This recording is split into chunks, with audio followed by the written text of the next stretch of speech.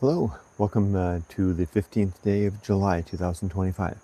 My name is Kurt, and this is my daily Good Life meditation. This is an exercise that I do every morning around 5:30 a.m. to remember my life objectives and principles, those which are outlined in my book, Going Alone. I also use the time to think about the last 24 hours and how I did with the various challenges and the opportunities that I met. I go over the objectives of my creed, and I prepare for the coming day. But first, welcome to new subscribers to the channel. It's good to have you here. Quick note that although this video is happening in Japan, this is not a Japan-focused video, other than as far as Japan plays a part in the experience of my life at this time. Good morning. Hi. Over there in Tokyo. This is a personal journal, so I am free at liberty to speak about anything that I want. This is exactly like you're looking over my shoulder while I write in my dear diary. So don't be surprised if I say things that are very personal in nature, or that are maybe might seem a little over the line, because like I said, this is my internal space to talk about whatever I want to. I'm just doing it in a public forum. You can leave comments and share your thoughts as well, but I won't read or respond necessarily until I get to the end. And we are in the midst of a rainy couple of days here, so the rain, you can maybe hear it beginning to drip down. It might intermittently come down. It was just pouring just before I started. It was really coming down. So I had to take down I couldn't put out my standing desk as a result. So I have everything clustered on here. I have there's the wet standing desk and the dry standing desk. And I have everything on the wet desk. Oh, you're going to be hunting for some fresh tea. Oh, nice. Good. Maybe I should try to get some tea in the store. That actually, I'm glad I saw your comment. That will help motivate me to what I want to talk about today. And with that, let's get started. Last thing. Thank you for watching my videos, and thank you for my YouTube supporters and my Patreon supporters. I really appreciate your direct assistance. It helps to fuel what I do, in addition to the coffee. Okay, let's get started. Let's begin with take a quick check at the weather. It's about 5:35 a.m. right now. The temperature is 25 degrees, just on the outer edge of the green zone, and way humid. So it's beyond over the scale. It's like at 92% humidity. Look at that. It's off the charts. It definitely doesn't feel comfortable this morning. The air is, I keep wanting to say cloying, but I keep thinking that that's not the word. But it feels a little bit like right now, like I'm actually immersed underwater. There's so much moisture in the air. But fortunately, the temperature isn't so bad. But let me just point out that here we go, let's get rolling. So I mentioned in the last week or so that I've had a streak of days of feeling high energy. There's a lot going on. High energy, more of a peaceful, easy feeling, as I keep describing. This has all been happening in concert. The high energy thing was a strange thing. I think today marks the 8th day that this has shown up, which is remarkable, as I have not felt high energy for a long time. And that it's stuck along like this is kind of interesting. So yesterday, I really pushed the limits. I'm going to upload the Retiring in Japan video, which is the other daily video I do. I'll be uploading yesterday's video today after this. And you'll see that, well, I didn't record a lot of it, but I spent about 2 hours out there working in the yard in the pre-lunch hours, and it was really hot and humid. And I did it because I wanted to, but I told myself during the process that, Kurt, if you're going to get it, this is the test. I mean, if I can come through this and still be strong out the other side, then that says there's something systemic going on in a good way. I did come out the other side, but I didn't feel 100%, and I don't feel 100% now. I feel about like the humidity, just a little over 90%. Definitely something as that experience yesterday of 2 hours of hard work under the direct sun midday in midsummer in Japan. It was like getting a boxer getting knocked across the face. I haven't recovered yet. So I don't know if you can tell if it's coming through my demeanor, but I'm not myself right now. As such, I'm cautious, I'm especially cautious about taking on big topics of thought when I'm feeling like this, because my mind isn't clear and straight. Although sometimes it's interesting to take on big, or at least to pick up and handle big topics of thought or of experience when I'm in this state, because it's useful to look at things from a weakened perspective. It's one thing to see something from a strong perspective, a position of strength and well-being. It's another thing to see it when we don't feel good. So doing that this morning, I've got a couple of things I may or may not talk about. I haven't quite yet decided. This is my discretion. I have a couple of notes here. Let's get into it. So with all that said, that I'm not 100% this morning, and my mind is a little addled, and I'm not myself. And the reason, again, just to belabor this point, the reason that that's important is that feeling like this has a tendency to amplify whatever's going on. And to get to the point, so I have a problem that I need to solve. I think I talked about it once before, but I didn't state it clearly. But I'm going to maybe I just didn't state it clearly enough. But I need to state it clearly so that I can set my mind straight on what the problem is that I want to solve. So,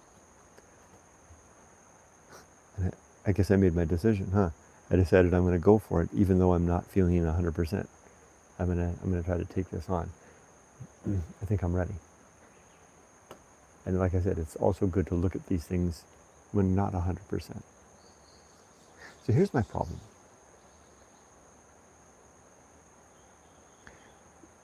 When my wife and I were raising our daughter, we did not save enough money for her university, for all 4 years of her university. She went to, it's suitable that I'm wearing the university shirt that she got me. Emily bought this for me. It's Cal State University of Fullerton. That's where we sent her to university. She took 5 years in university, in part because of COVID. As COVID interrupted a lot of stuff. She started university just as COVID began. She went to university. She lived in dormitory. She went to the first, for the first year, I'm going to go ahead and lay it out. For the first year, she lived at home. For the second and third year, I think it was, she lived in an apartment, and it was an expensive apartment in Marina Del Rey, because she was, that's right. She was living at home. Boy, I kind of forgot how this all worked out. She went the first, was it 2 years at a city college in Orange County. But since COVID had begun, first year she went to the college and she lived at home. Then when COVID began, all the classes began to be online, so she wanted to live on her own, and she found an apartment in, of all places, Marina Del Rey, which isn't anywhere near either where my wife or I live or the college that she was going to, but that was beside the point, because she didn't need to go there. It was all online. And it was a very expensive place to live. Marina, and it was, and part of the reason that Yumiko and I agreed to that was that Marina Del Rey is right next to Santa Monica, and it's right in the crux of the LA vibe, right? So we raised Emily in the Orange County vibe, which is very different. think Orange County, they both require very expensive places to live. Marina Del Rey is probably more expensive. Very different feelings to them. Orange County is more of a settled and mature part of Los Angeles. It's where I wouldn't call it the old money lives, but I guess that's part of it.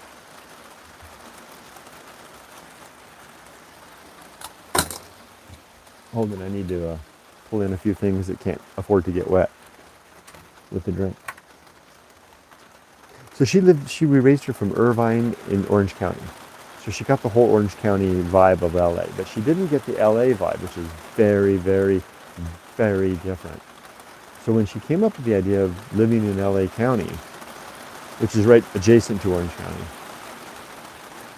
we initially looked at places in downtown LA. We actually went and looked at apartments right in downtown LA. We were crazy. We were mad. That was nuts.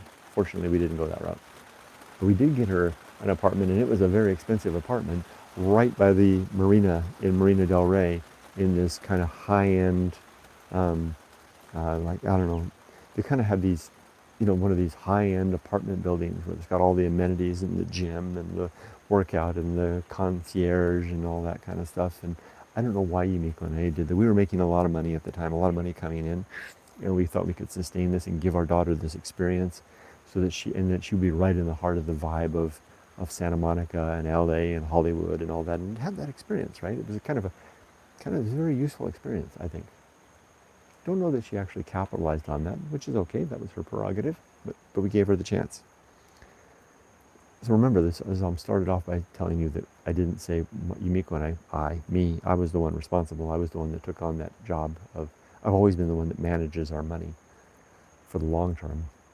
I didn't save enough, and there was a reason for that. I had begun saving for Emily's college when she was small, and if you follow my story, you know that eventually I lost everything, and in 2008. So Emily was born in 2000.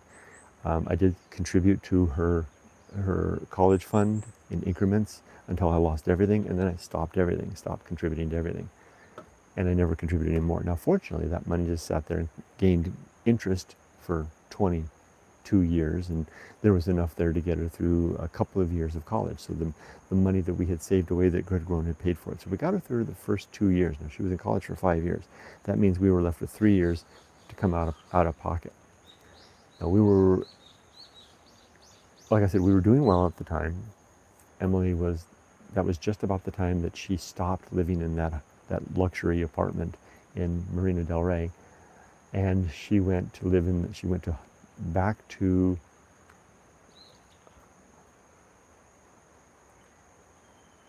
after that, I don't remember.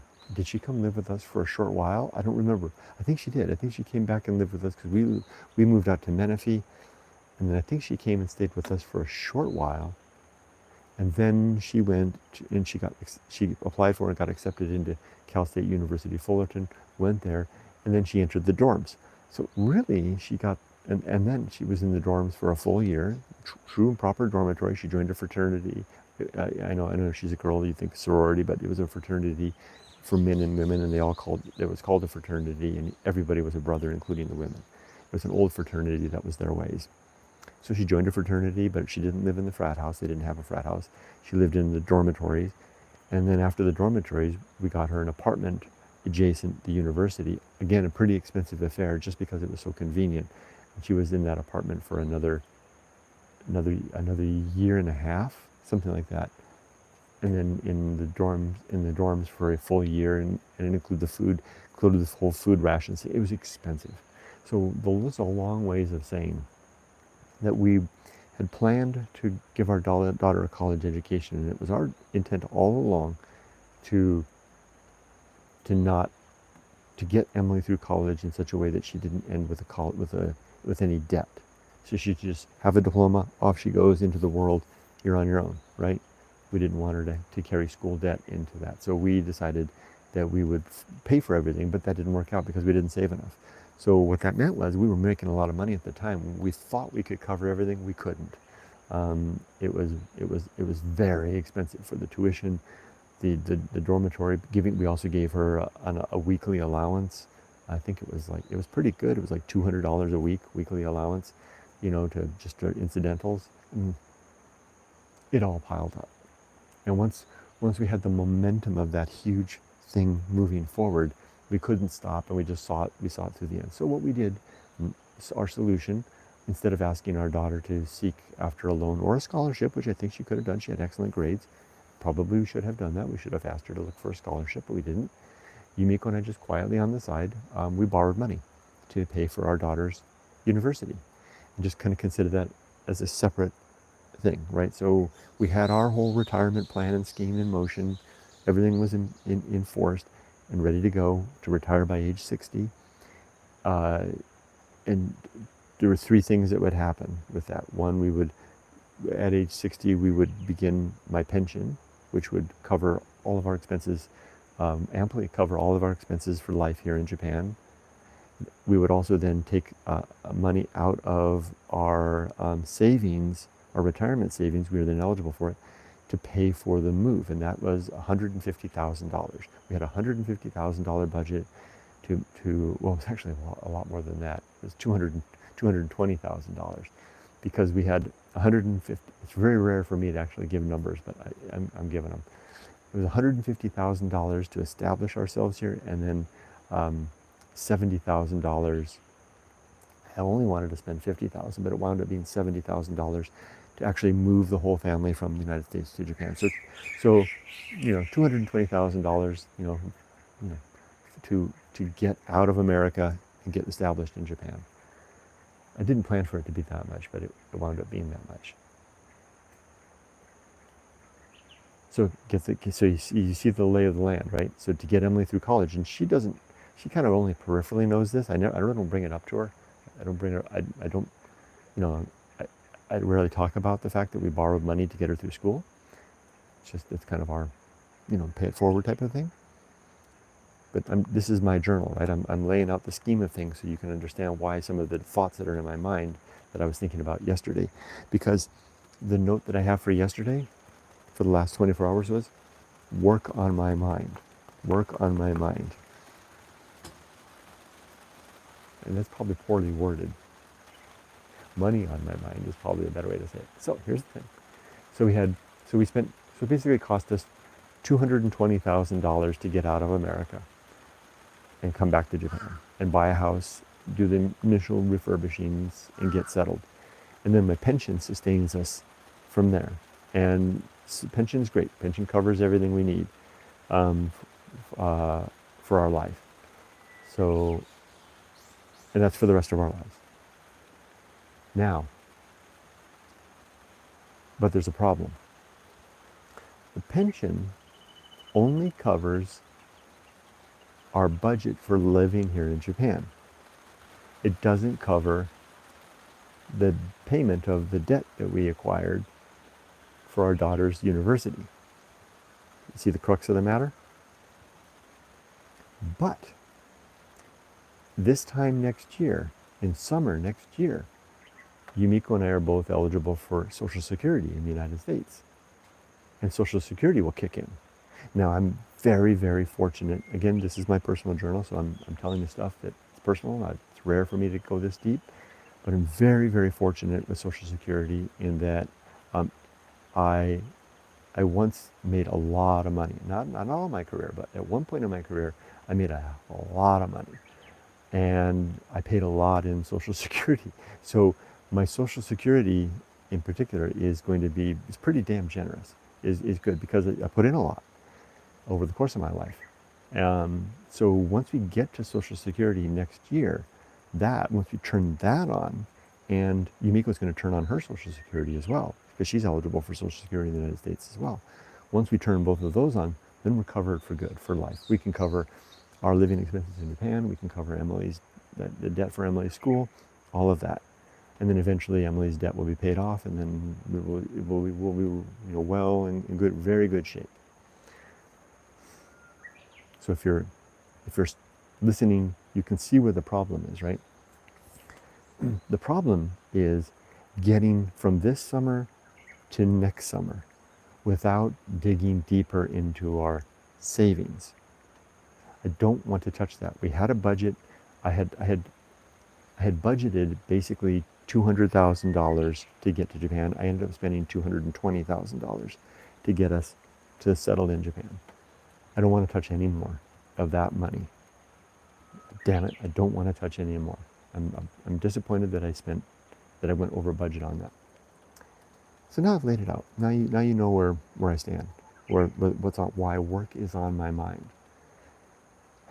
We're in good shape, but I don't want to take any more money out of my 401k or IRAs. So how do I get to next summer without doing that? Because my pension won't cover both our living expenses and the debt and the servicing of our debt. Well, I came up with one idea, and actually it was really interesting. I haven't even told my wife about this because it's kind of, I know she won't like it, but there's an English language school across the valley here that I did some research. I looked it up. Probably a 20-minute bicycle ride from here across the valley, and they're looking for a full-time teacher, and they'll pay just enough to cover the servicing of my daughter's debt. And they want a 1-year contract. That contract would start in September. See where this goes, right? If I was to, and and it's just so wonderful because it's just so close and convenient. In fact, one of my friends lives right close to that school, and he works at the university right behind me. So he and I would practically cross paths in the morning and the evening, going back and forth. So I literally went through yesterday, and I prepared my resume. I updated my resume. I prepared a cover letter, went onto their website, prepared everything, and came right to the point of clicking the submit button to submit the application. Now I didn't, because I don't do such things without first talking to my wife about it. And we didn't get a chance to talk. We were going to talk about it during our walk last night, but the huge rainstorm came and we ended up taking only a truncated walk. So hopefully we'll get a chance to talk about it this morning. I'm glad I didn't do it also because I had some time to think about it, because I really don't want to teach English. If you followed my story long enough, you know I really don't want to work again. And well, it's not necessarily that I don't want to work. I actually probably do want to work. I certainly don't want to teach English. But could I do it for 12 months? Knowing that it was just for a year and it would solve the problem of being able to sustain ourselves and service Emily's debt, because then once that would take us to September next year, and Social Security for me will kick in June of next year. So that would be amply, I'd have a little overlap there. It would be overlap. I mean, the timing, the configuration is just perfect. The only thing I'd have to do is I'd have to, one, it feels a little awkward to, I don't want to go back to work. I'd have to change I'd have to change my mindset and adjust to that. And it would be a full-time position, and hard work. And worst of all, it would be with kids. I hate teaching kids. Boy, I'll tell you, it would be an interesting year.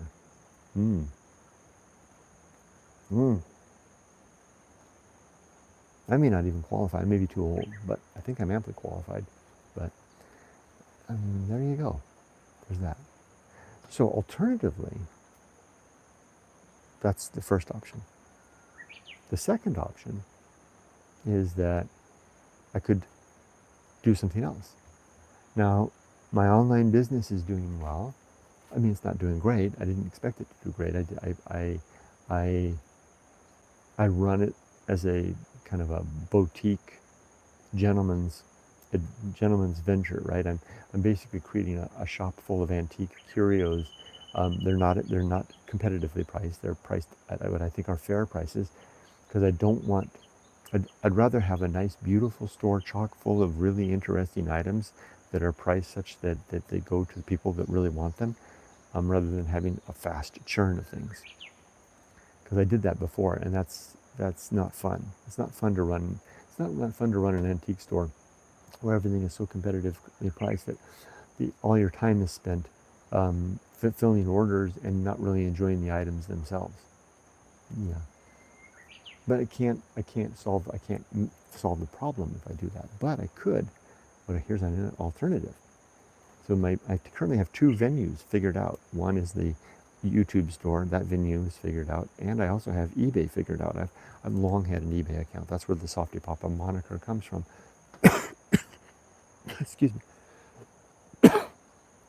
I first became softypapa for eBay. I have, all the items on my YouTube store are there on eBay as well, and I'm starting to put some merchandise out of. The second idea is to go eBay wholehearted. Now I can keep the YouTube store as the boutique. And then what I could do is begin adding things to the eBay store on a merchandise level. And this is where I'm churning things through. These are not necessarily the antiques. These could be merchandise-like items. Tea, crackers, merchandise items, whatever I think want. And I know how to do all of that. The whole system's set up. I just have to do it. Churn, right? Bring in the cash flow.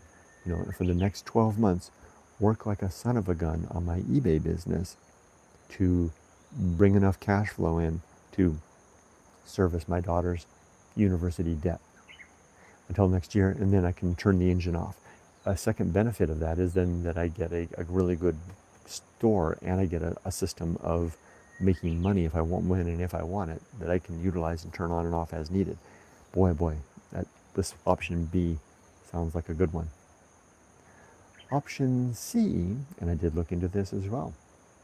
I went onto Fiverr, which is a site that professionals can use, largely professionals can use to market their skills.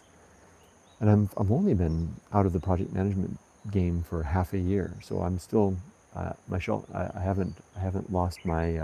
I'm still applicable, right? I think I could still do the game.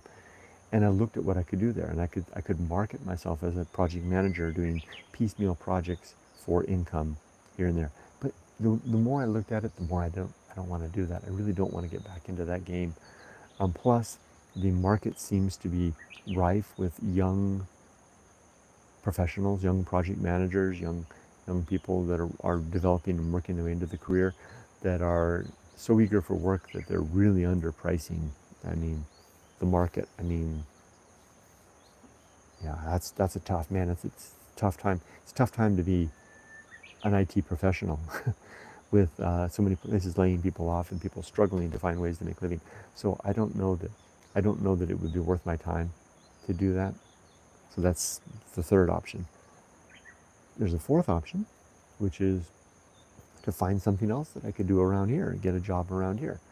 That's definitely that, but I would need time to ramp up, and that would feel more like it doesn't feel. It feels like it would take time to get there to be able to do that. And then there's the fifth option. I think I'm up to 5 now, which is just to dip into our savings. Now I could do that, just to continue to dip into it, but it pains me every month to do that because it's violating the plan, right? For our safety and security, and I don't want to do that. So let's quickly go back and knock these off. I'm not going to do that. I'm not going to continue to do this, to pull money out of our savings to service the debt. I'm glad that I said it that way. Spending savings to service debt. Savings sometimes, but retirement savings to service debt, that's madness. I shouldn't be doing that. And I'm still vital. I shouldn't be doing that. This is smart. This is my gut instinct, and I can say this if I want to. It's smart that I don't want to do this, and I'm not just sitting on my hands waiting time out for next year. I need to be active to do something like this. So I'm not going to do that one. Let me take a note here. Okay, so I had the 5 options, right? 1 is to teach English, apply for this job that I found. 2 is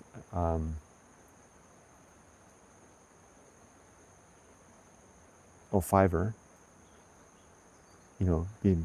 Try to sell myself as a project manager again online. 3 is Japan job. What I mean by that is, a legitimate Japan job that I can do. Maybe like, traffic guy that doesn't require a lot of English, but that kind of interests me, right? But throw me in the deep end of the pool, right? Help with my Japanese. 4 is eBay, and 5 is Borne savings. So this is what a good project manager does, right? Or an analyst does. So I lay out the options, and then I could make some columns here for pros and cons, assumptions, risks, etc. Maybe I'll do that after this is done. Maybe I'll actually do that. So the teaching English, let's go quickly do it. The pros are that it's easy. I could do it. I'm pretty sure I could get this job. I'd be engaged on my way right away. The cons are, oh man, I hate it. It would be a hard year. Also, it would take me away from home. It would take me away from little Rudy, who's desperately attached to me, and then for a year, because I'd be working at that school, from basically 9 to 5, probably more like 8:30 to 6 or something like that, plus then the 20-minute commute back and forth. So pro, con, let's just do it real quick. The pro is now, the con is time. Fiverr. The pro is good money, well, relatively. I mean, people, the project managers that I see on Fiverr that are selling their skills are really selling themselves at a discount, deep discount. So what is the pro of Fiverr?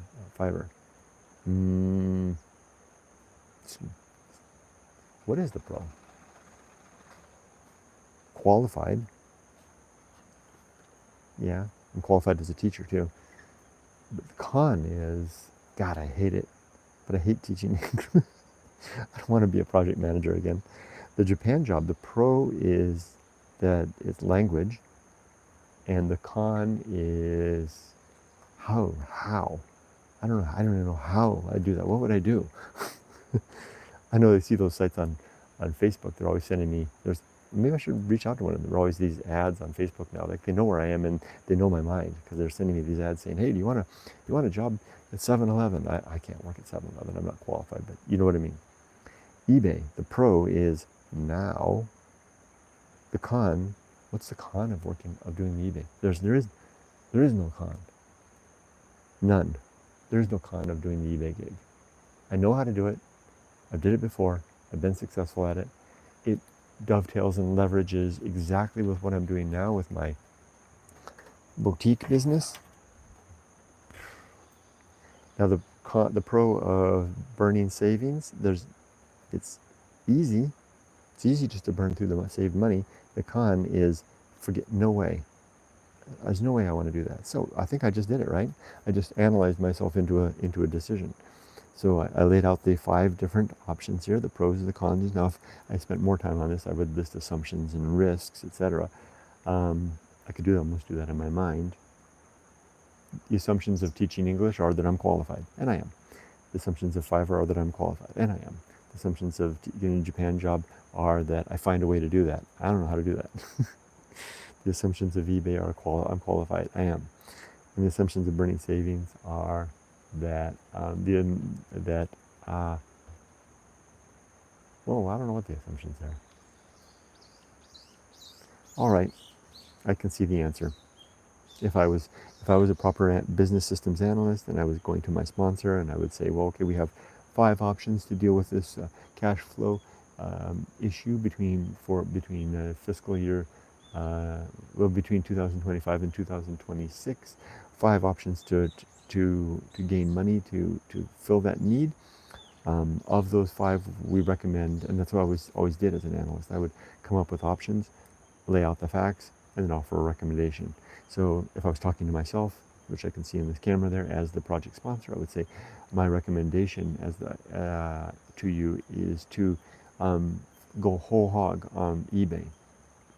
Now, in order to facilitate that, let me just change gears a little bit in order to facilitate that, you're going to need to begin treating eBay as a job, which means outlining, prescribing hours of the day to be at work, activities to be performing, targets for revenue, and etc. Build out a business plan for it.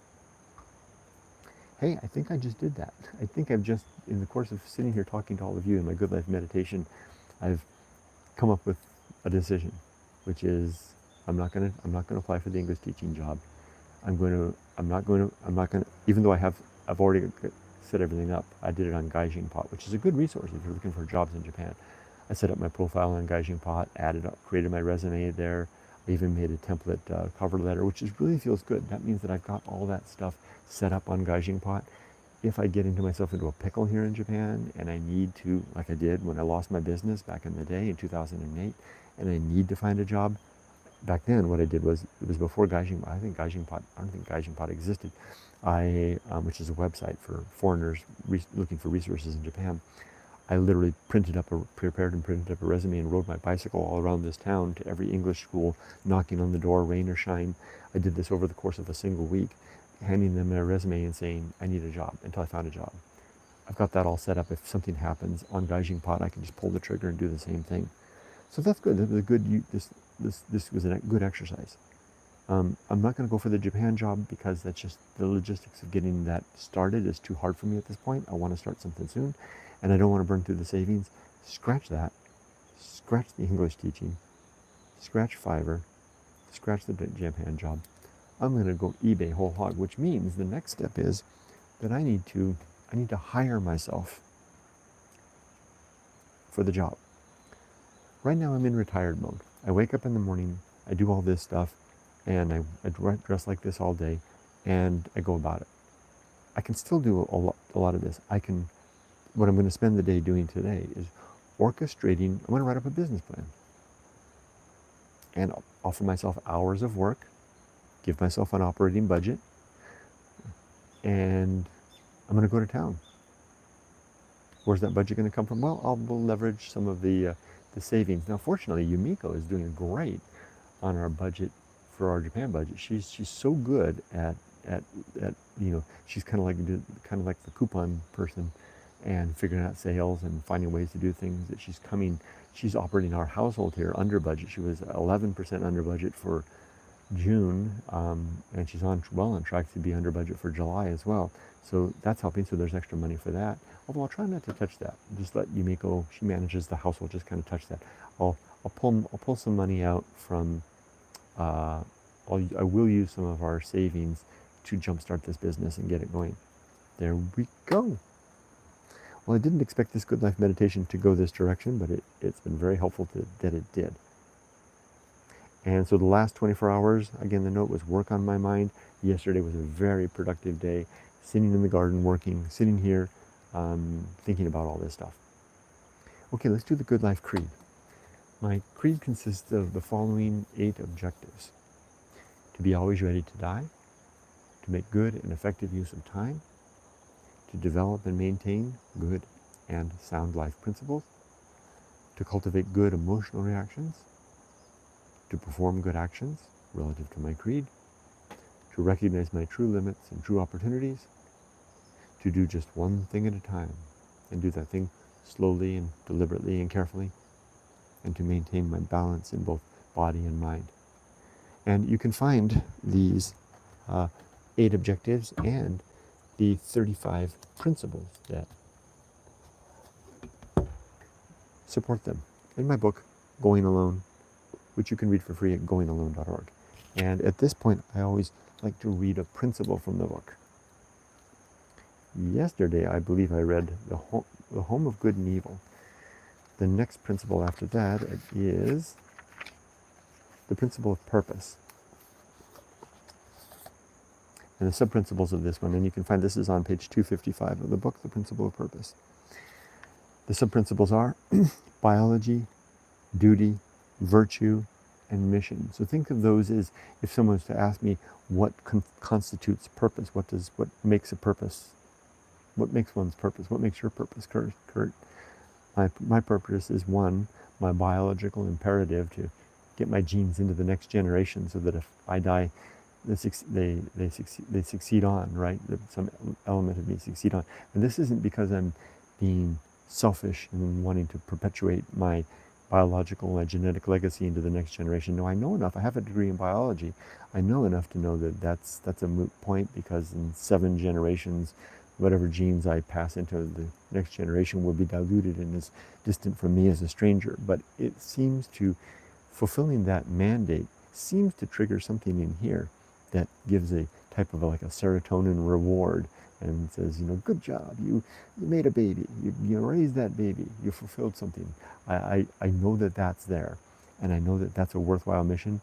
It's the one true and only objective purpose in the universe that I've been able to find, is to abide, recognize, abide, and adhere to the biological mandate to reproduce. So that's why biology is my first purpose. That's why I say that my being ready to die means that my life's work is complete.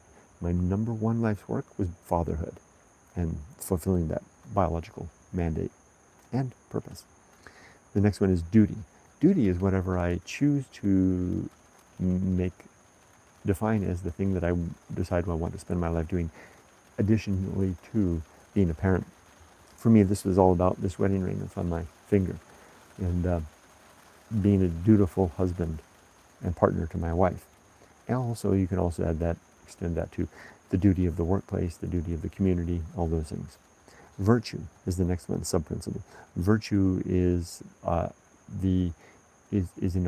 abiding my creed, so that I'm living a life in pursuit of the improved well-being of thinking creatures, improving suffering, and improving well-being and diminishing suffering. It's complicated because you don't do that in such a way that it compromises the well-being of others, right? You have to do it in a way that's reasonable. So sometimes you have to do a give and take. Virtue is a messy, sticky thing. That's why I think sometimes it's tricky, especially for us who are not religious, to then saddle ourselves with the responsibility to define what constitutes virtue, because then we have to figure it out. It's not as easy as just pointing at inscriptions on stone and saying, do that or don't do that, thou shalt not do that. When we take it upon ourselves, we have to think it through and decide and address it throughout the day. It's hard work. And then lastly, purpose is a mission, whatever mission we choose to take on in life. So I say, when I ask myself if I'm ready for death, I say, have I fulfilled my life's purpose, my life's work? My life's work is, like I said, raising my daughter and writing my book. This was my mission. So yeah, I completed both, so I'm ready to die. Now here's a quote from Dr. Zimmerman. Active in indolence, abroad who roam, in quest of happiness, which dwells at home, with vain pursuits fatigued, at length will find its real dwelling is a virtuous mind. Here's my writing. My first purpose is to live and reproduce, before then dying and getting the hell out of the way. I will also perform my duty. And then there's a colon after that, where I'm describing my duty. I will then perform my duty. 30 years of life dedicated to improve societal ends, as well as 25 years of service to my kid, which work is largely complete when she is done with school. Do you see what I just did there? I defined the scope of my responsibility, my duty, and my biological imperative. So I said 30 years, that's basically saying 30 years at the coalface. Now I spent 40 years because I wasn't as good. I made it 30 years to say that basically, you can win the lottery, right, and come away with a fortune, but I still believe you need to spend 30 years at some sort of coalface, working hard. Even if you're so fortunate enough to win the lottery, still need to spend your life doing a virtuous life, doing efforts and straining yourself in the direction of the improvement of the well-being of thinking creatures. And then for my child, I say that my duty to my child is not complete until she's done with school. And in this case, it's not done until I'm done paying off her student loans too, or the loans that we took out for her as a student. I go on elsewhere in the book, I elaborate. I say that for every kid that we have, it's 25 years of hard labor. And so if you have one kid, the clock starts. That means 25 hard. What that means is dedication. I said it wrong saying hard labor.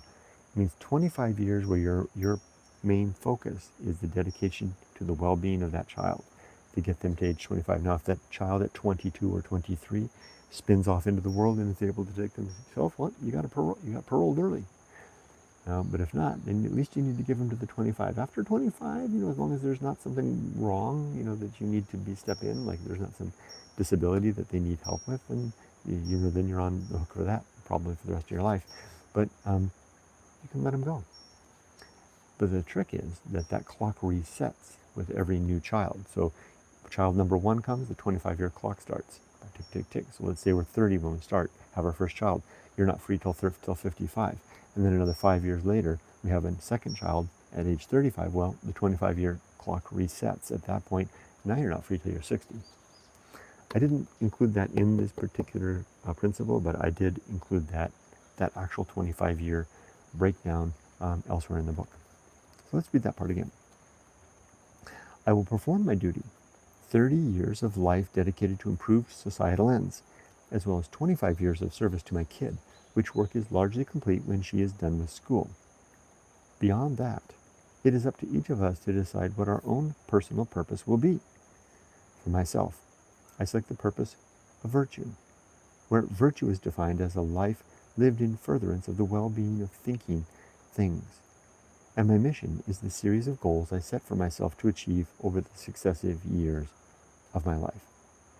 So my purpose now that my daughter's raised and my book is written is to live a virtuous life where I'm making decisions and performing actions throughout the day that improve well-being of as many as I can.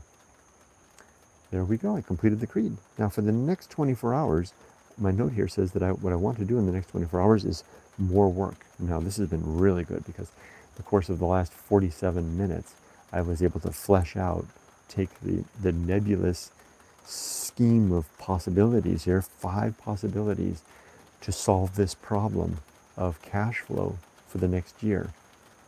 5 problems. Oh, I forgot I could add number 6, rob a bank, but I won't do that. I took those 5 and I boiled it down. I boiled down the pros and the cons, went over the assumptions, and I made a decision. It's eBay for the win. Now this means is I get to have my cake and eat it too, because I don't have to give up the boutique, right? The boutique store will remain on my YouTube store. And all the really cool little antique items will continue to show up on the YouTube store, and I won't put the merchandise there, or maybe just a few types. Like I put the tea, and I already put the senbei crackers because senbei crackers go good with tea. Maybe once in a while I'll add some stuff. But eBay, watch out, that is open to anything. Snacks, merchandise, antiques. And I'm also going to embark on a training session. I'm going to begin training myself to be a successful eBay merchant. Now, I'm excited about this because the great thing is that I'm not doing this. I can do this without the imperative of paying the bills, right? Because my pension covers all of our living expenses. And I can give myself a runway. I should do that too. Schedule. The project manager guy. What do you need? Next step. If I was going to go to my project sponsor and they agree to accept my recommendation for item number 4, the eBay store, they would say, well, what's the next step, Mr. Project Manager? Well, the next step is you need a project plan. And the project plan then will yield, once the sponsor agrees to the plan, a budget and a schedule and a scope list. Scope list simply describes what is within the scope of the project, and a good project manager will also identify what is not within the scope. Well, of course, there's lots of stuff that it seems like it's not within the scope, but out of scope items are the items that are needed in order for this thing to succeed, but they're not part of the project itself. For example, An out-of-scope item is the need to secure some of the funds from my 401k or my IRA to fuel the business. That's not part of the project plan. It's not part of the project, but it is an out-of-scope item that I need in order to fulfill the project. Get it? Okay. Now I got my work cut out for me. I know what I'm going to do today. Now I can turn to comments as the rain begins to drizzle down. And let's do a quick check. We're at now 25 degrees, and the humidity is just above 90. It hasn't changed much. Let's read comments. Doo Army, haven't seen your name for a while. Good morning to you. Hey, from Tokyo. I will be hunting for that fresh tea you recommended today. Oh, okay, great. I'm going to try to get some additional teas in my eBay store. Maybe I'll add it to the YouTube store as well. Humble. Hello, Humble. Hello, Kurt. Have a good day today. You too. Thank you. Your place looks so peaceful and nice. Thank you. It is a nice place. Hello, Michael Littlejohns. There's Tim. Good morning. I think the slight lax in the feeling of strength is the weather. I guess to remember at the end of the day, the body is aging. Having said the mental strength is wealth being, I feel, is way better now in retirement. My bodily strength is definitely below par. I'm sorry, I've had a hard time reading. There's raindrops. Let me move this a little closer. There's raindrops on the screen. And the raindrops are interfering with my reading. I'm definitely below, my bodily strength is definitely below par as we're in the heat wave here in the UK, which physically I find pretty draining.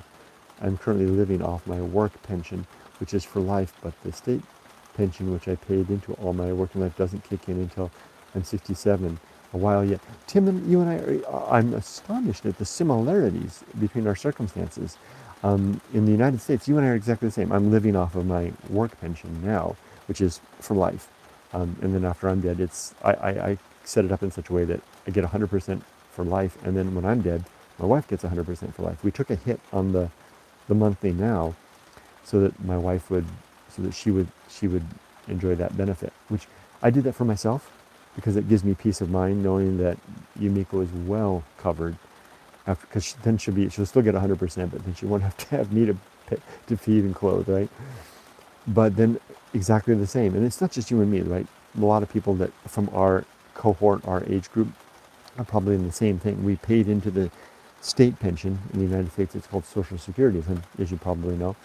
And for the United States, I don't know what it is for the UK, but in the United States you can start, you're taking Social Security at age 62. Of course, it's a reduced benefit. And then they call it, and it sounds like it's the same in the UK, your full retirement age is 67. That's where you'll get the full benefit. But Yumiko and I decided that we're going to take at 62 because it's plenty, especially here. It's plenty. Even if the yen goes back to parity with a dollar, 100 yen, 100 pennies equals 100 yen. If that's the same, we'll still be in great shape for life. So we're gambling that will be the case. I don't know if in the UK if you have the option to take it out earlier. We went ahead and did that, and we haven't done it yet. We haven't pulled the trigger on it. And who knows? Maybe if this eBay business thing works out well, I'll postpone that. But I mean, it's at some point it almost seems gratuitous, right? I mean, it's like, well, what if I do if I'm waiting until I'm 65 or 67? I mean, it's why wait? Why not take it now? And for example, with the extra money, do things for our daughter. Help her out. Maybe there'll be wedding bells and grandkids in the future. I don't know. Ray says, don't know the level of debt, but if FAFSA, you can do a voluntary forbearance up to 12 months. Don't recommend because interest still gains, but it may be an option. I don't know what that is, FAFSA. I'm not in a position where I need to default on it. I'm in a position where I need to ask myself, do I want to continue paying for it from my retirement savings? And I don't want to do that. So, I can continue to do that, but I don't want to do that. So it's not a desperate situation. I appreciate the information. I need to look up what that is. In fact, I'll write it down just because I'm curious. I like to know financial terms. FAFSA. FAFSA. Thank you, Ray. I appreciate the information. Tim says, real tough one returning back to work, but I guess to ask yourself if you were to do it, then now is the time. With being only 6 months into it now. Yes, that is the thing. I literally, okay, Tim, you might find this interesting. I literally had the application for this language school thing all set up, ready to go. I had filled out all the forms. I had attached all the documents. Sorry, I'm trying to adjust things. There we go. Move that over here. I had attached all the documents. I wasn't going to hit the submit button until I talked to my wife. But then what I did, I went on Google Earth, and I went to the school because of the address is there, and I got down on Google Earth and I walked around the school virtually. I could literally drive over there and drive around it, and I felt sick.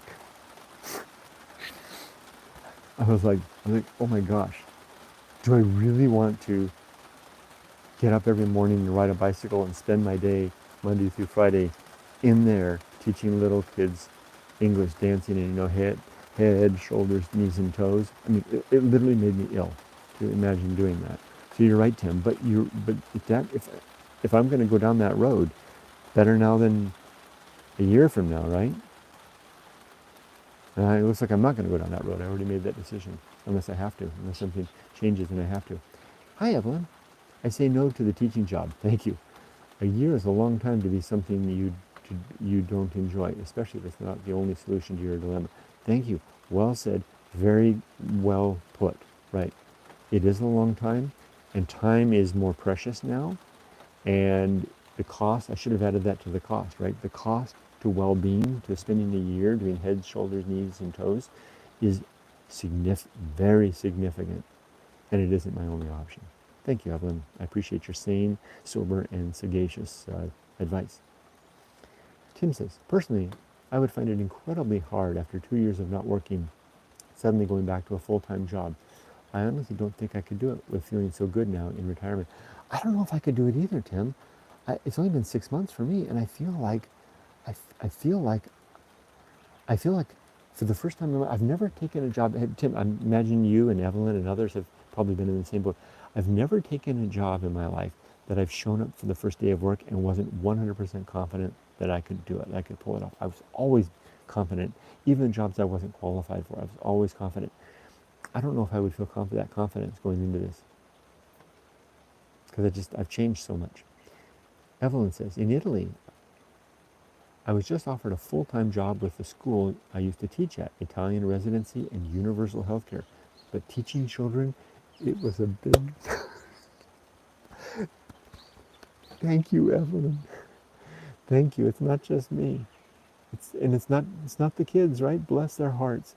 But teaching small children, I hate to say it, that's a young person's, that's for a young person. You need someone that's like 20, in their early 20s, with a lot of patience, a lot of energy, and a lot of goodwill that they can afford to let burn out of their soul.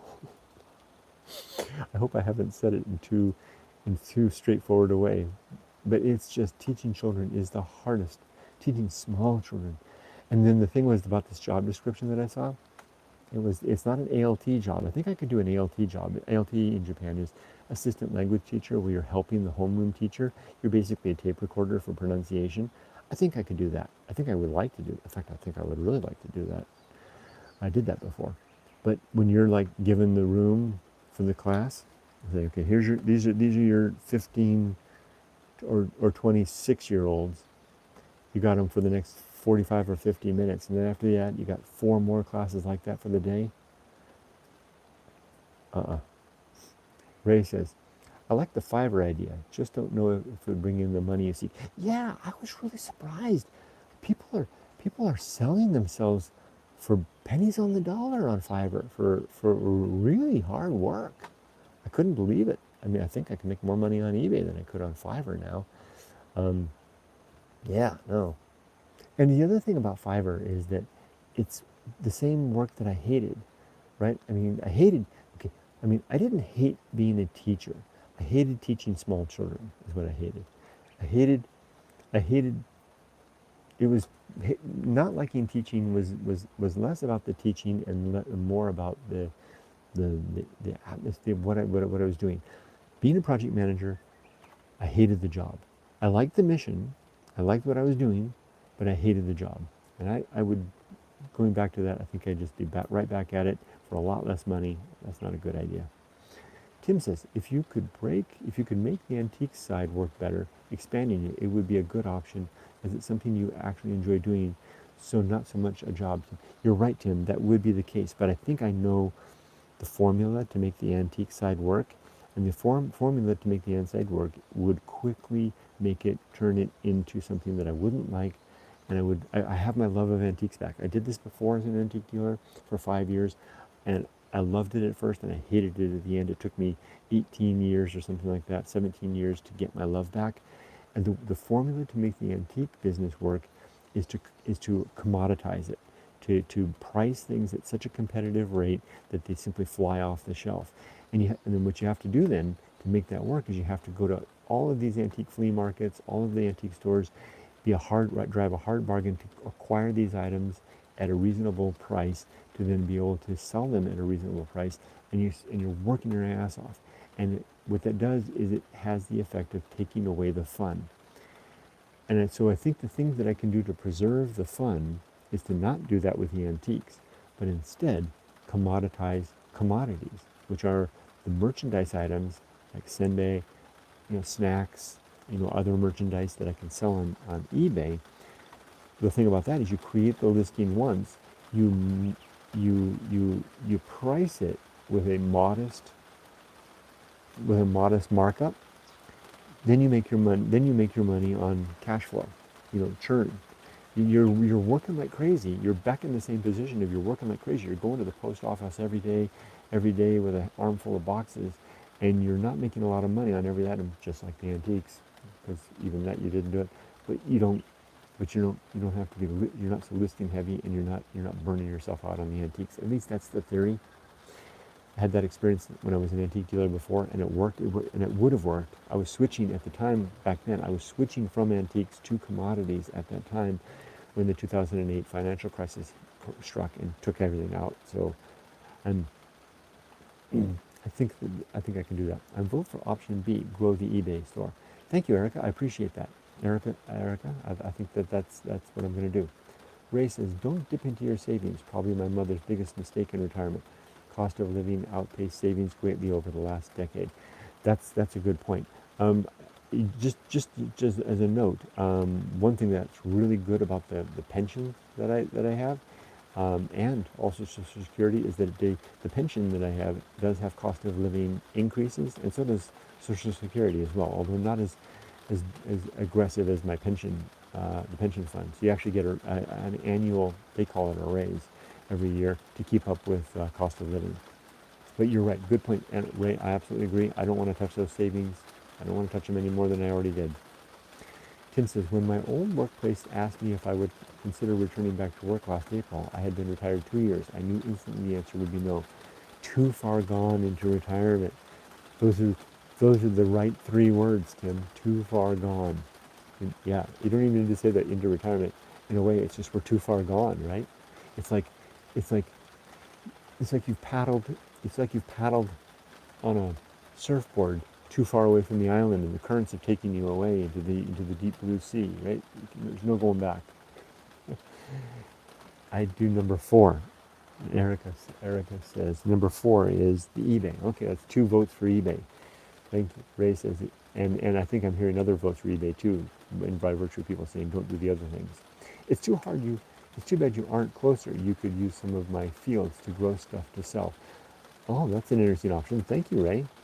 Actually, I do have ample use of fields. In fact, my wife's uncle, he's one of the main dudes here in Yada, in the Valley of Tea. He has one of the biggest farms, just like literally 5 minutes walk up the river, and he's 92. He has huge, giant plots of land, and beautiful, right by the river, sunny area. He's got huge sheds. He's got little plots of land all over the place, and he's got a big like a warehouse just down here that he keeps all of his stuff, his tractors and stuff in. And his sons have decided not to be farmers, so he's 92 now, and this is the first year he's given it up, and all of his land has gone feral, and it's all going to weeds now because his family has decided, I don't know what's going to happen. But so I guess, it's been on my mind a couple times. I thought maybe I could go ask them if I could take over. But that would mean I'd have to work as a farmer. I don't know if I want to be a farmer. Uh, Evelyn says, I thought that consulting for your former employee might be an option after waiting 6 months after you left the company. It it was, and it was actually 3 months that I needed to wait, and I decided not to. And what I did think about that, and I just kind of let that. It was kind of like,